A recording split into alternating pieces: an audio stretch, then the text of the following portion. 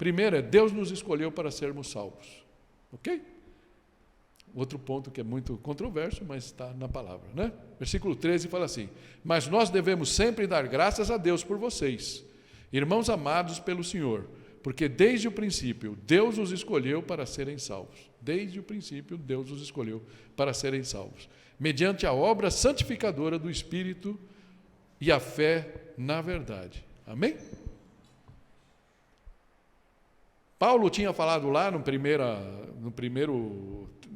carta, no capítulo 1, ele falava: sabemos, irmãos amados, que ele nos escolheu, porque o nosso evangelho não chegou a vocês somente em palavra, mas também em poder, pelo Espírito e tal. Então, isso acontece com a gente. Nenhum de nós chegou à fé, chegamos a crer, porque nós fizemos um esforço extra, então, com aquele esforço extra, nós conseguimos entender o evangelho. Sempre foi a ação de Deus, certo? Ou não? Sente assim? Isso aconteceu conosco, né? Então Paulo tinha essa certeza. Então ele fala aqui: irmãos, relaxa com esse negócio da volta de Jesus, porque Deus, ele escolheu vocês para serem salvos, mediante a obra santificadora do Espírito e na fé. Amém? Então, o que Efésios 1, 3, 5 fala assim: porque Deus nos escolheu, por isso não só os Tessalonicenses, mas a nós que estamos aqui. Se você está aqui, Deus quer te alcançar hoje, né? Deus nos escolheu nele, antes da criação do mundo, para sermos santos e irrepreensíveis em sua presença.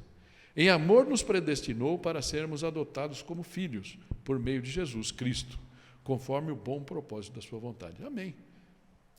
Ah, mas eu não creio na predestinação. Uau, você pode falar, predestinação é difícil. Eu não sei quais foram os critérios. Por que Deus fez isso? É justo ou é injusto? Mas a palavra fala que Ele nos escolheu desde a criação do mundo. Então, não é porque eu fui bem comportado, não foi porque eu sou bonito, que não sou, porque eu sou magrinho, que não sou. Eu não sei qual foi o critério. Mas se Ele me escolheu, eu só posso agradecer a Deus. Amém? Agradecer a Deus. E é isso que Ele fala. Primeira coisa, então, você foi escolhido, descansa no Senhor, né?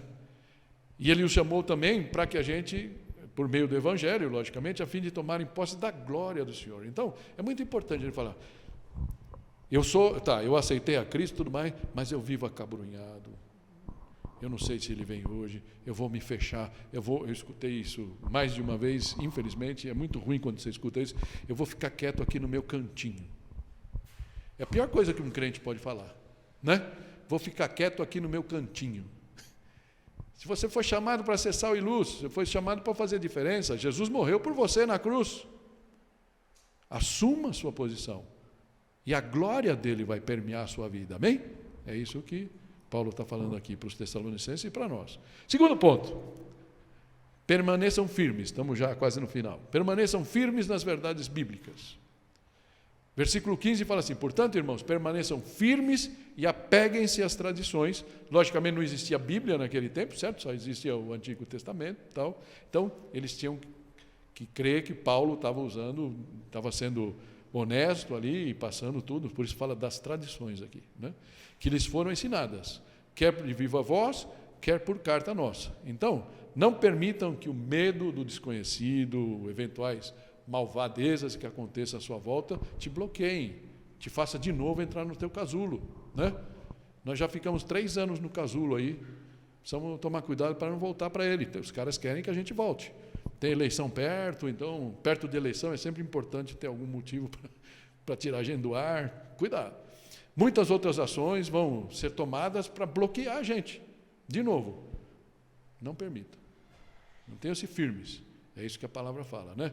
Estejam firmes nas promessas do Senhor de nunca abandonar vocês. Amém? E o terceiro e último aqui. Recebam ânimo e força de Deus para seguir fazendo bem. Versículo 16 e 17, o fim, né, do capítulo, ele fala assim: que o próprio Senhor Jesus Cristo e Deus, nosso Pai, que nos amou e nos deu eterna consolação e boa esperança pela graça, deem ânimo ao coração de vocês e os fortaleçam para fazerem sempre o bem, tanto em atos como em palavras. Amém? Que você possa se sentir fortalecido com a palavra do Senhor. Tudo que está acontecendo no mundo, eu tenho uma tendência, o Enéas que pega no meu pé, Carlos está sempre olhando, fazendo como é que é? Teoria da conspiração, sabe? É uma tendência, né? Eu gosto de ler, eu gosto de saber, eu gosto de ver notícias, juntar pé com, né? Pé com braço, com mão, junto aqui, de repente você escuta uma coisa, isso faz sentido? Não faz sentido? Descarta, e aí você vai entendendo o mundo que a gente está vivendo, né? Quem poderia imaginar que lembra daquele triângulo lá da cadeia alimentar? Lembra daquilo lá? Que nós, boa parte da nossa vida a gente viu aquilo. Aquele negócio nos levou a engordar. Aquele negócio foi feito por lobby político, não teve nenhum médico envolvido em desenhar aquele triângulo lá. Você olha hoje aquela base daquela pirâmide, você se assusta. Tem lá, Kellogg está lá de tudo. Só para dizer, não posso dizer marcas aqui, né? Mas cereais infantis que os americanos gostam, né? Agora está tudo forte, né? Certo? Ganhou 20, 30 quilos em 20 anos, mais ou menos. E aí você fica sabendo, então, aí você crê piamente, eles são tão bonzinhos, eles querem o meu bem e tal. Gente, o mundo não é assim. O mundo é permeado pelo pecado. Vocês pensam que alguém está preocupado com o bem-estar de vocês? Cuidado, fique esperto. Estou sendo muito honesto. Fique esperto. Deus nos deu cérebro, 2 olhos, 2 ouvidos e um nariz para sentir, não é? E só uma boca para falar. Então, eu estou aqui falando mais do que ouvindo nesse momento, mas eu gosto mais de ouvir e ver do que falar, não é? Então, fiquem espertos. Mas não desanimem. Nada do que a gente está vendo no mundo é para a gente desanimar. Só olhar para qual é o objetivo disso aqui. Estão falando para eu fazer tal coisa. Qual é o objetivo disso? Estão falando porque eu não posso comer carne por causa do pum da vaca. Qual é o objetivo disso? Qual é o impacto disso? O que está por trás? O que os caras que estão me dizendo isso estão fazendo? Essas coisas que nós somos chamados a ver, a procedência das fontes. Não é? Ok? Mas ele termina assim: deem ânimo ao coração de vocês e os fortaleçam para fazerem sempre o bem, tanto em atos quanto em palavras, certo? Então, para podermos continuar repartindo o amor de Deus, reproduzindo o nosso testemunho de fé, onde quer que estejamos. Amém? Eu vou repetir essa palavra porque ela é muito importante, a palavra de Jesus, e eu queria que você lesse junto comigo, e assim a gente encerra e ora. Eu lhes disse essas coisas para que em mim vocês tenham paz. Neste mundo vocês terão aflições, contudo tenham ânimo, eu venci o mundo. Feche os olhos.